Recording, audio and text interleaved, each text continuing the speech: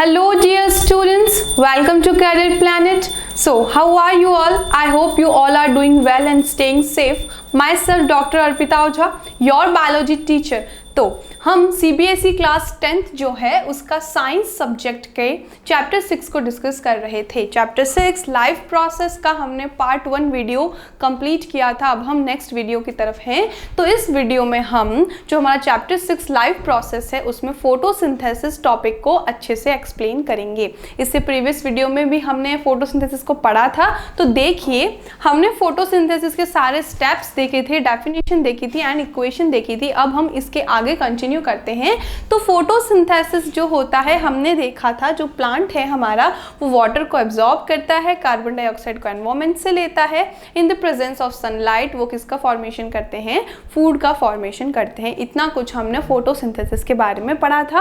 अब हम इसके आगे देखें तो क्या है, जो फोटोसिंथेसिस है इसमें जितने भी मटेरियल है वो कहाँ से अवेलेबल होते हैं प्लांट्स को। तो ये हमारा एक नेक्स्ट क्वेश्चन है कि how do raw materials of photosynthesis become available for plant. तो प्लांट के लिए वो किस तरह से अवेलेबल होते हैं। तो देखिए यहाँ पर क्या लिखा है, जो प्लांट्स हैं उसमें से जो वाटर होता है वो सॉइल से मिलता है through the xylem tissue in the root and stem, and carbon dioxide comes in the leaves through stomata.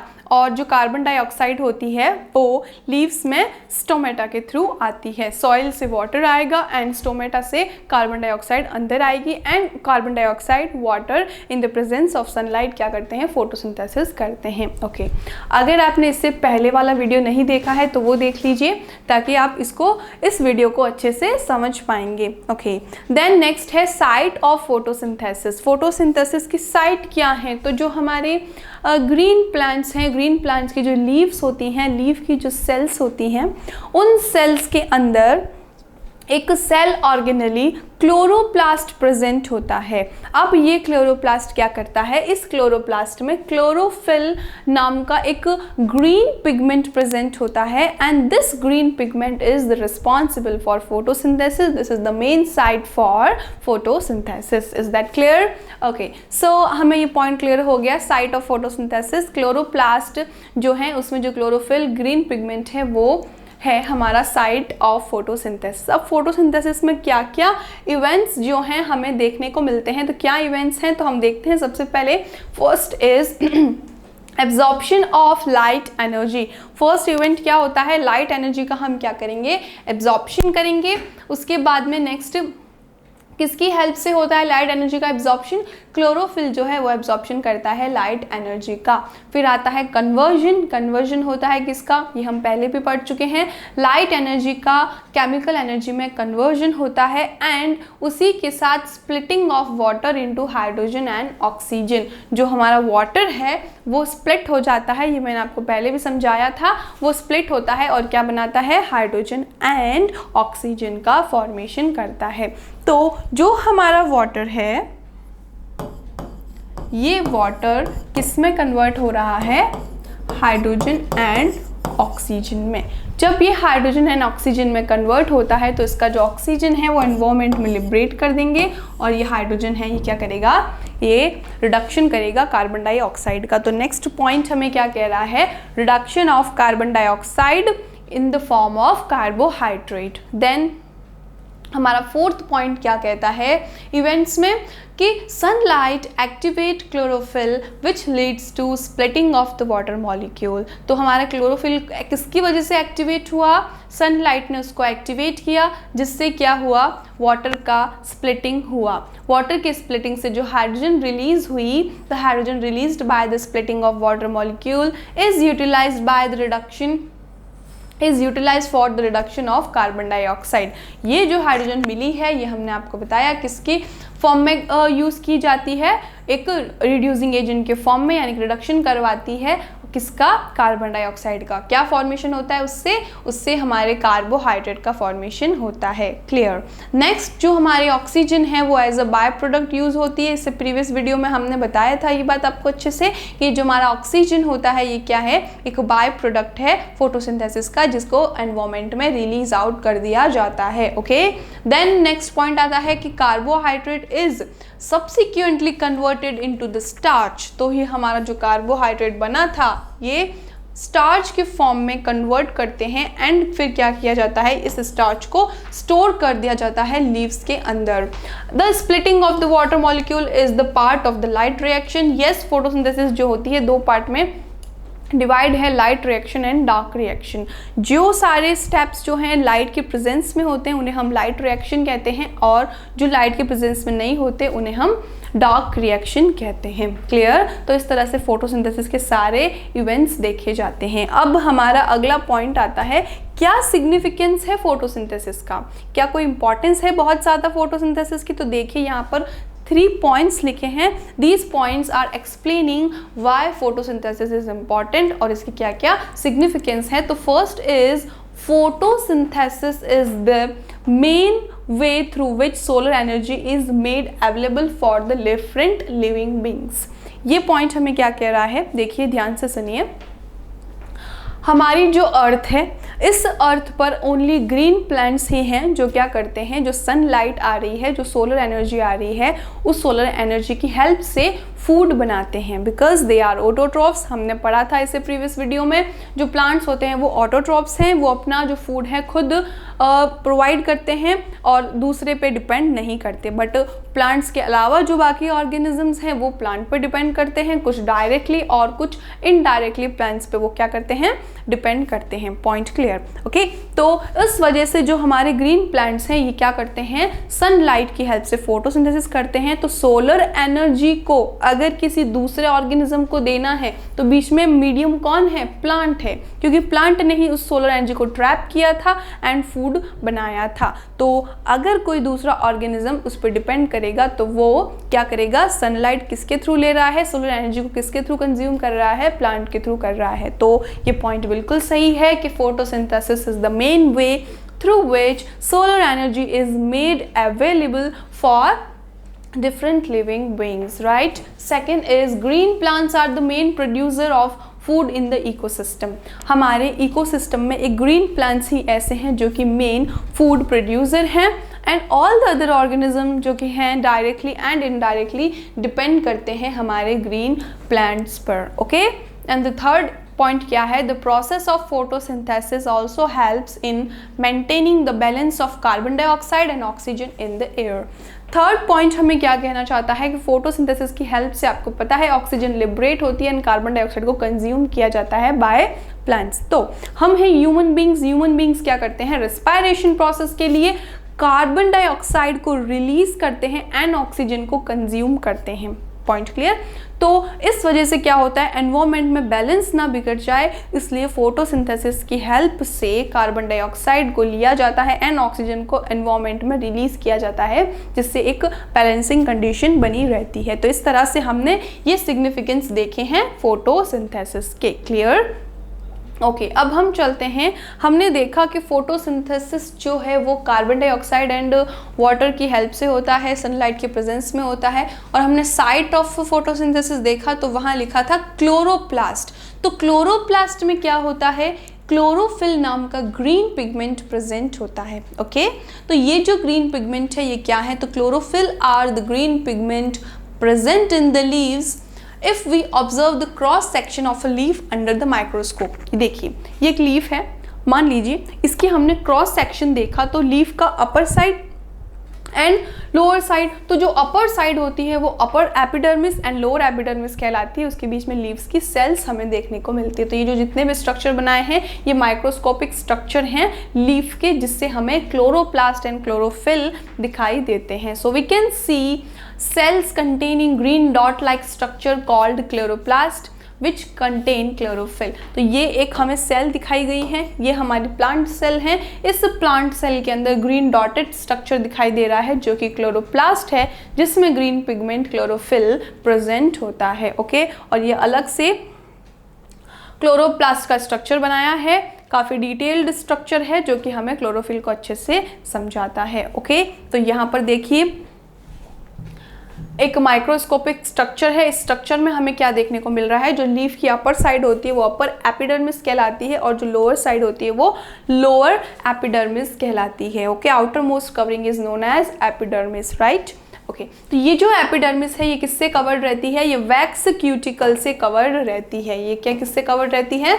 Wax cuticle से कवर्ड रहती है। वैक्स क्यूटिकल क्या है? तो वैक्स क्यूटिकल जो है वो एक इम्परमिएबल कवरिंग होती है, वाटर के लिए इम्परमिएबल होती है, जो कि वाटर लॉस को प्रिवेंट करती हैं।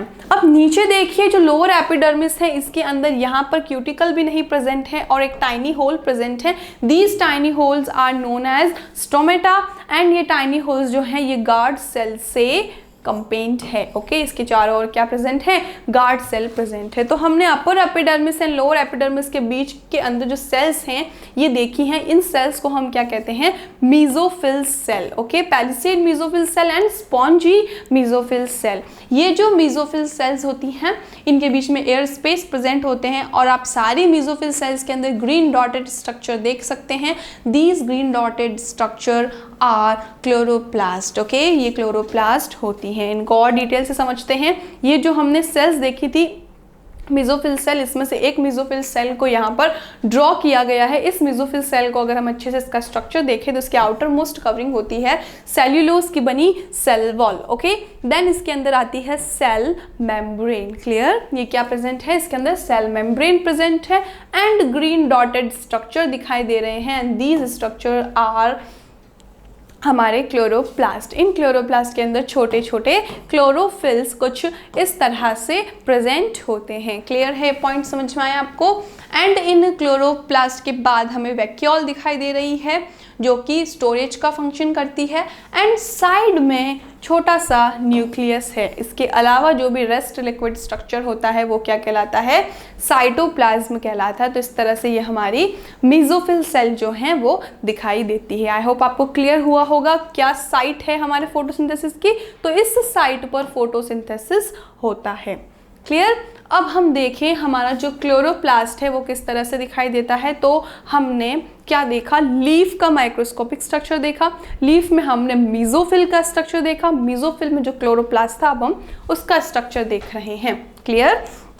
तो लीफ के अंदर जो मीजोफिल सेल्स हैं उनके अंदर जो क्लोरोप्लास्ट प्रेजेंट होते हैं वो ग्रीन डॉटेड स्ट्रक्चर के फॉर्म में दिखाई देते हैं। ओके, इसके बाहर क्या प्रेजेंट होती है? Outer membrane. ठीक है, एंड इनर मेम्ब्रेन। देखिए अच्छे से देखना, ये है हमारी आउटर मेम्ब्रेन एंड ये हमारी inner membrane. Outer membrane and inner membrane के बीच में जो प्रेजेंट होता है वो क्या होता है? इंटर मेम्ब्रेन स्पेस प्रेजेंट होता है। क्या है ये है हमारा इंटर मेम्ब्रेन स्पेस। क्लियर है ये पॉइंट अच्छे से? ओके, तो ये जो इनर मेम्ब्रेन है इन इनर मेम्ब्रेन्स के अंदर देखिए आपको कॉइन्स के स्टैक जैसे स्ट्रक्चर देखने को मिल रही होगी। देखिए एक से ऊपर एक इनको ओवरलैप करते हुए कॉइन के स्टैक्स बनाए गए हैं। ये स्टैक्स ऑफ थाइलेकॉइड्स होते हैं। क्या होते हैं? ये जो स्ट्रक्चर है ये क्या है? स्टैक्स ऑफ थाइलेकॉइड्स होते हैं। इस एक कॉइन लाइक स्ट्रक्चर को हम थाइलेकॉइड्स कहते हैं and these thylakoids are piled up in the form of stack. Okay, ये पाइल्ड अप होते हैं स्टैक्स के फॉर्म में and these structure is known as granum. क्या कहलाती है ये स्ट्रक्चर? ग्रेनम कहलाती है। और ये सारे ग्रेनम एक साथ क्या कहलाते हैं? These granums are known as grana. और ये जितने भी ग्रेना हैं ये किससे कनेक्टेड होते हैं? ये लैमिला से कनेक्टेड होते हैं। आपको अच्छे से क्लियर हुआ? जो हमारा क्लोरोप्लास्ट है, ये जो क्लोरोप्लास्ट है इसकी जो इनर मोस्ट स्ट्रक्चर है, इनर मोस्ट स्ट्रक्चर के अंदर ग्रेनम प्रेजेंट होते हैं। आपस में ये जो लैमिला है इसके थ्रू कनेक्टेड होते हैं और ये सारे के सारे ग्रेनम एक साथ ग्रेना कहलाते हैं। और ये किसके स्टैक्स हैं? थाइलेकॉइड्स के स्टैक होते हैं। और इन थाइलेकॉइड्स के अंदर फाइनली क्या प्रेजेंट होता है? क्लोरोफिल प्रेजेंट होता है। ओके, इसके अंदर क्या प्रेजेंट होता है? क्लोरोफिल। बहुत सारे डॉटेड फॉर्म में काफ़ी सारे क्लोरोफिल्स इसके अंदर देखने को मिलते हैं। क्लियर? तो इस लेवल पर हमारा क्लोरोफिल प्रेजेंट है। क्लियर?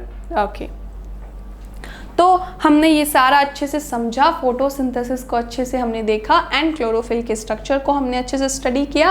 अब हम देखिए हमने क्लोरोप्लास्ट अच्छे से समझा था, उसके अंदर क्लोरोफिल पिगमेंट को अच्छे से देखा था। अब हम नेक्स्ट टॉपिक पे चल रहे हैं, वो क्या है, स्टोमेटा। स्टोमेटा क्या होते हैं, तो यहाँ पर देखिए क्या लिखा है, stomata are tiny pores present in the leaves through which exchange of gases take place. तो अभी हमने एक लीफ का स्ट्रक्चर देखा था, राइट। फिर से देखते हैं लीफ का स्ट्रक्चर।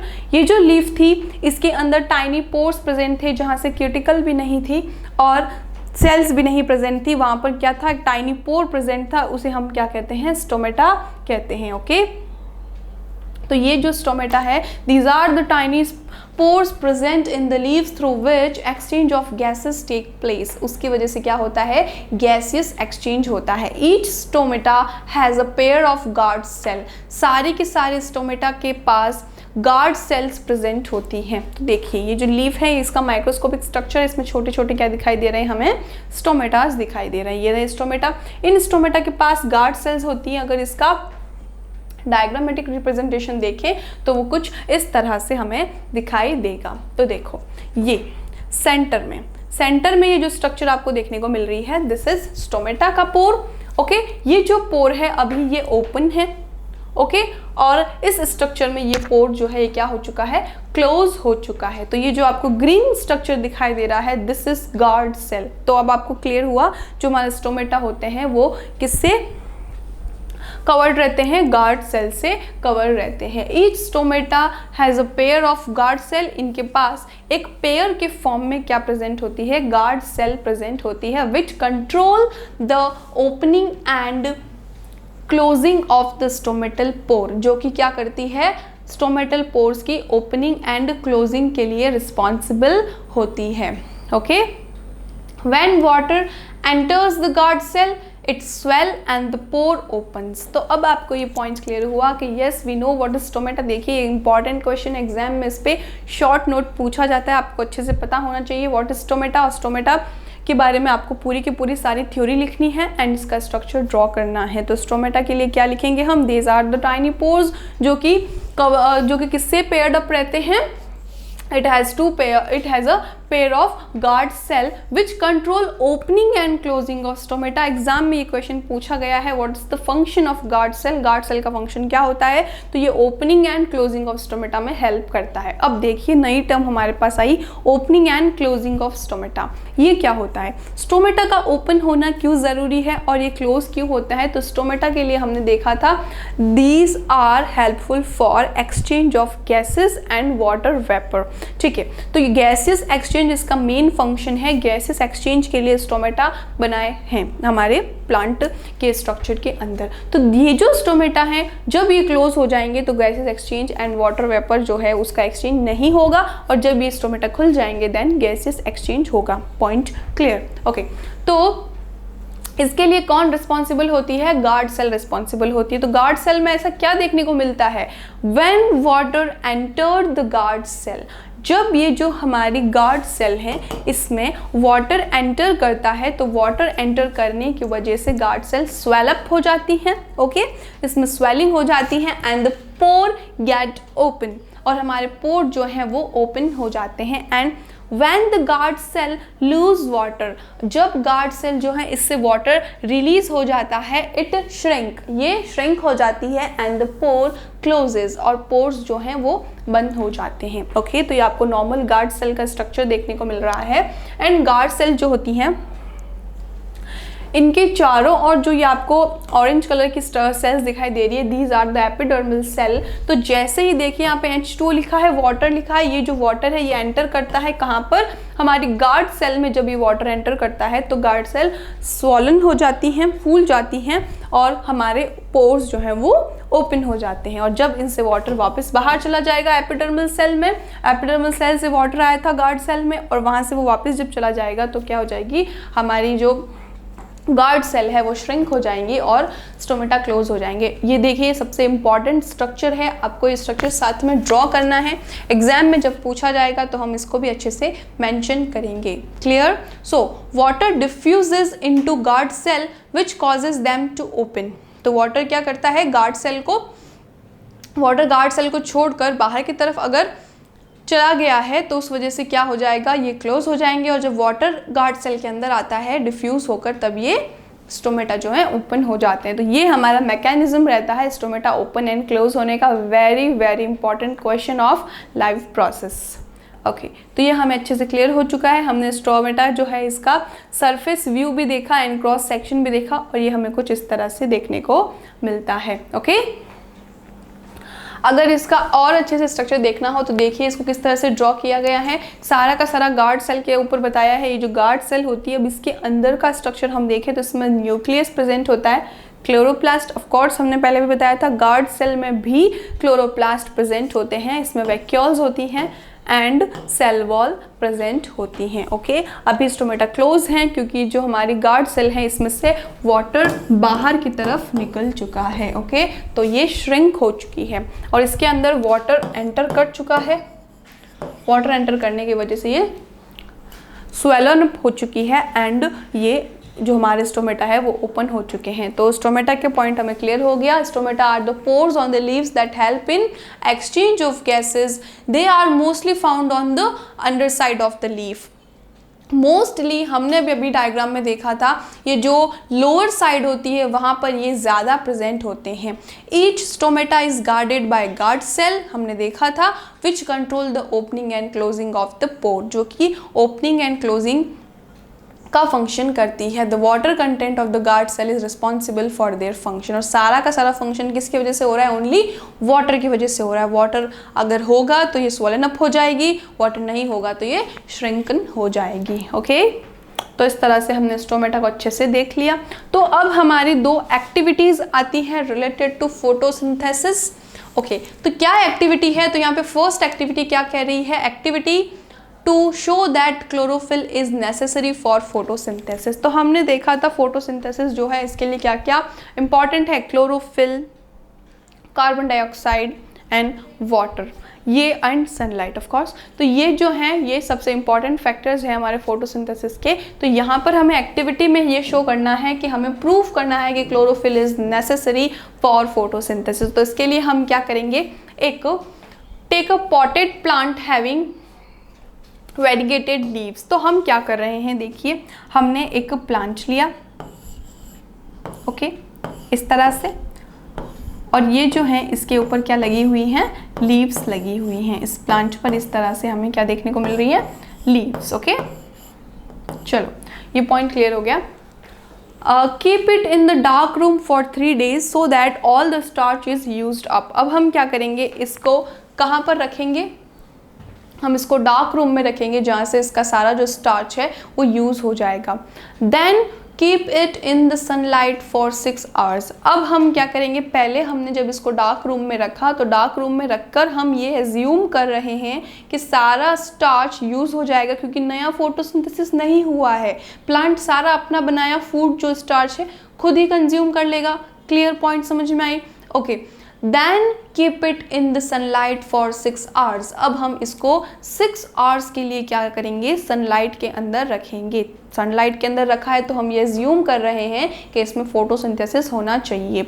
अब देखिए नया स्टेप आता है, then take a leave from the plant. अब ये जो प्लांट था पहले हमने इसको डार्क में रखा, इसका पूरा स्टार्च इसने कंज्यूम कर लिया क्योंकि कोई फोटोसिंथेसिस नहीं हुआ। फिर इसको 6 hours के लिए हमने सनलाइट में रखा ताकि फोटोसिंथेसिस हो, और एक लीफ हमने ले ली इसकी, राइट। और ये जो वेरीगेटेड लीव्स होती हैं इसका मतलब क्या है, इसके ऊपर dark and light printed form में हमें जो है ग्रीन स्पॉट्स दिखाई देते हैं। ये पॉइंट भी आपको अच्छे से क्लियर होना चाहिए, right. Then take a leaf from the plant and mark the green area of the leaf on a sheet paper. Okay, तो मान लीजिए अगर जो ये हमारी लीफ है इसका इस तरह से ये ग्रीन एरियाज जो हैं दिखाई दे रहे हैं, तो ये जो ग्रीन एरिया है ये हम मार्क कर लेंगे एक शीट के ऊपर ताकि हमें पता चल जाए these are the green areas of the leaf, है ना। Then dip the leaf in the boiling water to make it soft. अब हम क्या करेंगे, इस लीफ को बॉइलिंग वाटर के अंदर रख देंगे, उस वजह से ये जो लीफ है सॉफ्ट हो जाएगी। Then dip the leaf in alcohol, फिर हम इसको अल्कोहल में डिप करेंगे and heat it in a water bath to decolourise it. देखिए जब भी हम हमारी लीफ को अल्कोहल के अंदर रखते हैं तो अल्कोहल में रखने की वजह से क्या होता है, ये डीकलराइज्ड हो जाती हैं एंड उसका रीज़न क्या है, क्योंकि क्लोरोफिल रिमूव हो चुका होता है। क्लियर हो रहा है ना आपको ये activity. Then wash the leaf in water and dip it in dilute iodine solution. अब देखिए हमने क्या किया, ये जो है लीफ इसको हमने अच्छे से वॉश किया, क्लोरोफिल सारा रिमूव हो चुका है और इसको हमने डाइल्यूट आयोडीन सॉल्यूशन में रख दिया। आयोडीन सॉल्यूशन की वजह से इसके अंदर क्या होगा, कलर जनरेट होगा, right. It will be seen that only the green part of the leaf turned blue, black। अब उसकी वजह से क्या होगा, जो हमारी लीफ है उसका जो ओनली ग्रीन पार्ट होगा वो ही कलर को स्टेन देगा, मतलब वो ही स्टेन लेगा, है ना। कैसा स्टेन लेगा, ब्लू ब्लैक कलर का स्टेन लेता है। उसकी वजह से शो हो जाता है, this shows that chlorophyll is necessary for photosynthesis. तो देखिए इसके पीछे का रीज़न क्या था, जहाँ पर क्लोरोफिल प्रेजेंट होता है वो एरिया हमें ग्रीन दिखाई देता है, वो एरिया ग्रीन है मतलब उसमें क्लोरोफिल है और वहाँ पर फोटोसिंथेसिस होगा। फोटोसिंथेसिस की हेल्प से स्टार्च बनेगा। क्लियर, समझ में आई बात। अब ये जो स्टार्च है इसके बाद जब हम इसको आयोडीन सॉल्यूशन में रखते हैं देन वो क्या करता है, आयोडीन सॉल्यूशन में रखने के बाद वो स्टेन दे देता है ब्लू ब्लैक कलर का। तो जहाँ जहाँ क्लोरोफिल था वहीं वहीं पर हमें ये स्टेन देखने को मिला। इससे प्रूफ हो गया कि क्लोरोफिल था जिसने फोटोसिंथेसिस किया, उसकी हेल्प से स्टार्च बना एंड ये सारा का सारा प्रोसेस हुआ। अब आपकी एक डाउट होगा वो क्या है कि हमने इसको बॉयल क्यों किया, अल्कोहल में क्यों रखा, इसको डीकलराइज क्यों किया। तो हमने इसको डीकलराइज इसलिए किया ताकि इसके जो मेन ग्रीन स्पॉट हैं हमें वो क्लियरली दिखाई दे सके। आई होप आपको ये एक्टिविटी समझ में आई होगी। अगर इससे रिलेटेड और भी कोई डाउट है तो आप मुझे कमेंट्स में लिखकर बता सकते हैं। ओके, तो देन हम चलते हैं सेकंड एक्टिविटी की तरफ। सेकंड एक्टिविटी क्या है, activity to show that carbon dioxide is necessary for photosynthesis. Okay, तो नेक्स्ट एक्टिविटी हमें क्या कह रही है, इसमें हम क्या करेंगे, कार्बन डाइऑक्साइड नेसेसरी है इसको हम प्रूफ करेंगे। इसके लिए take 2 potted plant of the same size. अब हम 2 साइज के पॉटेड प्लांट लेंगे, keep them in the dark room for 3 days। अब हम 3 days तक उसको डार्क रूम में रखेंगे so that all the starch is used up. पहले भी एक्टिविटी में हमने ऐसे ही किया था ताकि क्या हो, सारे के सारे स्टार्च जो हैं वो यूज हो जाए। Then keep the plant on separate glass plate. अब हम क्या करें, ये जो हमारा प्लांट है इसको हम अलग अलग ग्लास प्लेट के ऊपर रखेंगे। क्लियर, उसके बाद हम क्या करते हैं, keep a watch glass containing some potassium hydroxide near 1 plant to absorb carbon dioxide. अब देखिए हमारे पास 2 पॉटेड प्लांट है, ये प्लांट 1 प्लांट 2 सेम साइज का होना चाहिए। Okay, don't mind my drawing. तो इस तरह से हमारे पास 2 प्लांट्स हैं, सेम साइज के हैं और हमें उनको क्या किया, 3 days तक डार्क रूम में रखा जिसकी वजह से सारा स्टार्च जो है वो यूज अप हो चुका है। Then keep the plants on separate glass plate. अलग अलग ग्लास प्लेट के अंदर इसको हमने प्लांट्स को रख दिया और एक प्लांट के अंदर क्या किया, हमने सम पोटेशियम हाइड्रोक्साइड रखा। अब ये पोटेशियम हाइड्रोक्साइड का क्या फंक्शन रहने वाला है, ये जो हमारा पोटेशियम हाइड्रोक्साइड है near 1 plant it will absorb carbon dioxide. ये क्या करेगा, कार्बन डाइऑक्साइड को एब्जॉर्ब करेगा। Then cover both the jar plant with the bell jar. अब हम क्या करेंगे, क्योंकि हमने एक प्लांट के पास क्या रख दिया है, मैंने पहले बेल जार से कवर कर दिया था इसे, हमने इसके पास पोटेशियम हाइड्रोक्साइड रख दिया है जो कि इसके आसपास के एनवायरनमेंट की सारी कार्बन डाइऑक्साइड को एब्जॉर्ब कर लेगा। Okay, both the plants with the bell jar and seal the bottom of the jar with Vaseline to make it air tight। इसको हम एयर टाइट बनाने के लिए वैसलीन से क्या करेंगे, पूरा कवर करेंगे। जो इसकी सील होगी, बॉटम जो होगा उसको हम सील करेंगे वैसलीन से। Clear, okay. Keep the plant in sunlight for 3 hours। अब हम इसे सनलाइट में रखेंगे। Then take a leaf from each plant to test the starch. अब हम क्या करते हैं, देखिए ध्यान से समझना मेरी बात को। हमने क्या किया, इसको टाइटली पैक कर दिया बॉटम से, इसको पूरा सील कर दिया है वेस्लिन की हेल्प से, ताकि क्या हो, कोई एयर एंटर ना कर पाए, अंदर वाली एयर ही रहेगी। उसमें से एक एयर नॉर्मल है और दूसरी एयर में से हमने कार्बन डाइऑक्साइड सारी निकाल ली है। फिर हमने इसको सनलाइट में रखा है फोटोसिंथेसिस के लिए। अब हम चेक करेंगे क्या फोटोसिंथेसिस हुआ है, क्या स्टार्च बना है। तब हम देखते हैं the leaf of the plant kept in the jar containing potassium hydroxide does not show the presence of starch। उसमें हमें स्टार्च देखने को नहीं मिलेगा। क्यों नहीं मिलेगा? सारा कार्बन डाइऑक्साइड तो आपने हटा दिया वहाँ से। सो दैट शोज, तो उसकी वजह से हमें क्या देखने को मिलता है, carbon dioxide is necessary for photosynthesis. उससे ये प्रूफ होता है कि जो हमारी कार्बन डाइऑक्साइड है वो नेसेसरी है किसके लिए, फोटोसिंथेसिस के लिए। क्लियर पॉइंट आपको समझ में आया? तो इस तरह से हमने देखा जो हमारा प्लांट है उसमें किस तरह से हमें न्यूट्रिशन देखने को मिलता है। तो हम क्या टॉपिक पढ़ रहे थे, हम लाइफ प्रोसेसेस के बारे में देख रहे थे। अलग अलग लाइफ प्रोसेस जो होते हैं उसमें फर्स्ट लाइफ प्रोसेस था न्यूट्रिशन। तो हमने न्यूट्रिशन के बारे में पढ़ा, मोड्स ऑफ न्यूट्रिशन पढ़ा, फिर हमने प्लांट न्यूट्रिशन का एक डिटेल्ड टॉपिक अच्छे से डिस्कस किया। प्लांट न्यूट्रिशन में हमने फोटोसिंथेसिस, क्लोरोफिल, स्टोमेटा, इससे रिलेटेड काफ़ी इंपॉर्टेंट टॉपिक कवर किए हैं। तो यहाँ तक हमारा पूरा प्लांट न्यूट्रिशन कंप्लीट होता है। देन हम न्यूट्रिशन के सेकंड स्टेप पे चलते हैं, that is nutrition in animal. Animal में न्यूट्रिशन किस तरह से देखने को मिलता है, क्योंकि प्लांट हमने पढ़ा है ऑटोट्रोफ्स हैं, तो ऑटोट्रोफ्स हैं तो उनका न्यूट्रिशन का मेथड अलग है, बट एनिमल जो है, एनिमल अपना फूड खुद जो है प्रिपेयर नहीं करते हैं, तो इनका किस तरह का प्रोसेस देखने को मिलता है। देखिए सबसे फर्स्ट हमारे सामने कौन है, न्यूट्रिशन इन अमीबा। अमीबा का नाम हमने सुना है। अमीबा क्या है, एक यूनिसेल्युलर ऑर्गेनिज्म है, काफ़ी सिंपलेस्ट फॉर्म होती है इसकी, बॉडी स्ट्रक्चर काफ़ी सिंपल होता है। तो इसका स्ट्रक्चर हम देखते हैं और इसका न्यूट्रिशन हम समझते हैं किस तरह से होता है। ओके, तो जो वो हमारा अमीबा होता है, amoeba is a unicellular animal living in water. कहाँ रहता है हमारा अमीबा, वाटर में रहता है। देखिए आप स्ट्रक्चर देखो इसकी, काफ़ी अनइवन एसिमेट्रिकल स्ट्रक्चर होती है अमीबा की। नोट करते जाइए साथ में ही, ठीक है। आप नोटबुक लेके बैठें और जितने भी मैं पॉइंट्स पढ़ाती हूँ उसको अच्छे से नोट करेंगे। Okay, so amoeba is a unicellular animal living in water. It takes in food by forming finger-like projection called pseudopodia. It takes in food by forming finger-like projection. तो ये देखिए क्या करता है, इसकी काफ़ी अनइवन एंड एसिमेट्रिकल स्ट्रक्चर होती है।